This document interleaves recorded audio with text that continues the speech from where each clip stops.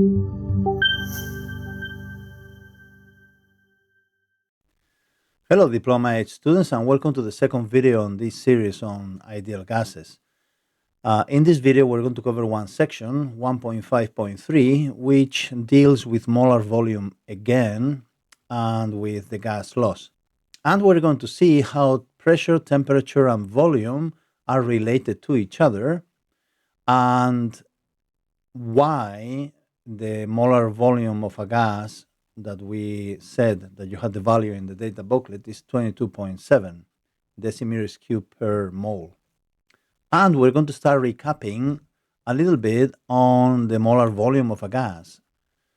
We said that in the data booklet you have the value, a mole of a gas independently of the gas. It can be any gas at STP conditions, which is standard temperature and pressure, 273.15 Kelvin, around 0 degrees Celsius, and 100 kilopascals, around 1 atmosphere of pressure, so atmospheric pressure. This gas will always occupy the same volume. Why? Well, now, because you know a little bit more about ideal gases, you should know that this pressure and temperature are not very low. That means that these gases are going to be behaving like ideal gases.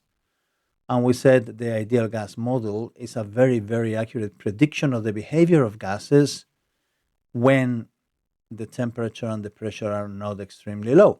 So the volume is going to depend on the distance between the particles. It's not going to depend on the size of the particles themselves. That's the premise of the ideal gas behavior. So because in a mole you have exactly the same number of particles, which is 6.02 times 10 exponential 23, and the volume of the particles is irrelevant, you could argue that at the same pressure and the same temperature, all the gases would have the particles spread the same way. And when we measure this for any gas, we always reach the same value, which is 22.7. That is the reason why the molar volume of a gas at STP is 22.7, because the gas is genuinely behaving like an ideal gas. So the behavior is predictable. Okay, the next thing that we're going to do is we're going to be talking a little bit about how pressure, volume, and temperature are related. And to do this, we're going to relate two of the variables at a time. Because in a science experiment, you change one variable, that's your independent variable, and you measure another variable, which happens to be your dependent variable. And all the rest of the things that might affect the outcome of the experiment have to be constant. In this case, we're going to start with the volume and the pressure. What we're going to be changing is the volume, that is the independent variable. What we're going to be measuring is the pressure, that is your dependent variable. And then the number of particles is going to be always constant. Let's assume that we start with a mole, and the temperature is constant. That doesn't move. So what happens when you decrease the volume of a gas at constant temperature? Well, if you decrease the volume of a gas, you are going to have the particles with less space in between them. So you can assume that because they are moving at the same speed, the temperature does not change, they will have more collisions with the walls of the container. So decreasing the volume, more collisions, the pressure is going to get higher. So here we see that volume and pressure have an inverse relationship. That means that when the volume gets low, the pressure gets high, and vice versa. When the volume gets high, the pressure will get low, as we can see here in the animation. The volume goes down, the temperature doesn't change, the pressure has to go up. Conversely, when the volume goes up again, the pressure comes down. Reason: less collisions.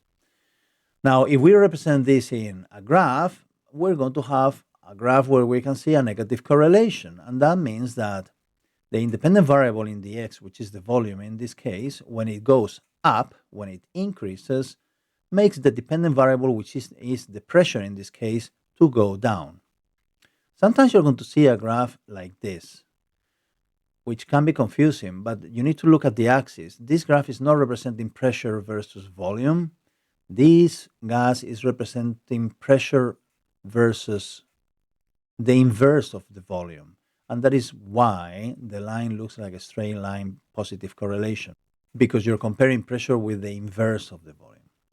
Now, let's change the experiment. Let's see how temperature and volume are related. Temperature will be my independent variable what I change, and I'm going to see how changing the temperature changes the volume.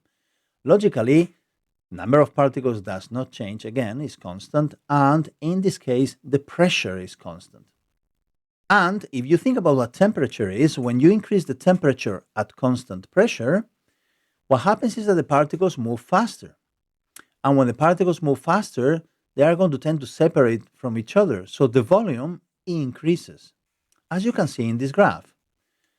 In this graph, the gas is in a container where the volume can be variable. You heat it up, the particles start moving faster, separating, and the volume gets higher as well.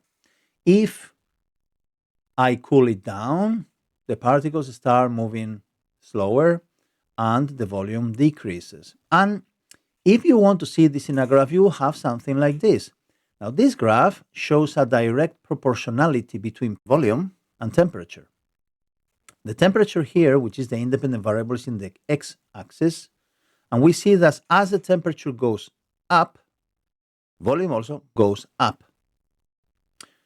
So you can clearly see a positive correlation. One gets up, the other one gets up. Let's see the last scenario. The last scenario is temperature and pressure. How does the pressure changes if you change the temperature? So temperature in this case is your independent variable, and the pressure will be the dependent variable, what you're measuring. Again, number of particles doesn't change. We start and finish with the same particles, and in this case, the volume is fixed. This is in a container where the volume cannot expand or decrease. All right, so if you think about it again, when you are heating up that gas, you are adding kinetic energy to the particles of the gas, and the particles are moving faster. And you can expect that if the particles move faster, the number of collisions with the walls of the container are going to be higher. And then the pressure will go up, as you can see in this animation. Look, I am heating up the gas. The particles move faster. I can clearly see that there are more collisions, and with more collisions, the pressure goes up. If I cool down the gas, I'm removing kinetic energy from the particles, and they move slower, less collisions, pressure goes down. So again, these two variables show proportionality. If you represent them in a graph where the temperature is the independent variable where you're changing and you're measuring the pressure, you're going to see that as the temperature goes up, the pressure also goes up. And this is pretty much it. We have justified the value of the molar volume of a gas at standard temperature and pressure. We have seen how temperature, pressure, and volume are related, and what is the relationship between these three variables. And in the next lesson, we're going to be talking about the ideal and combined gas equations and how to solve problems using them. So I'll see you there in DiplomaEdge.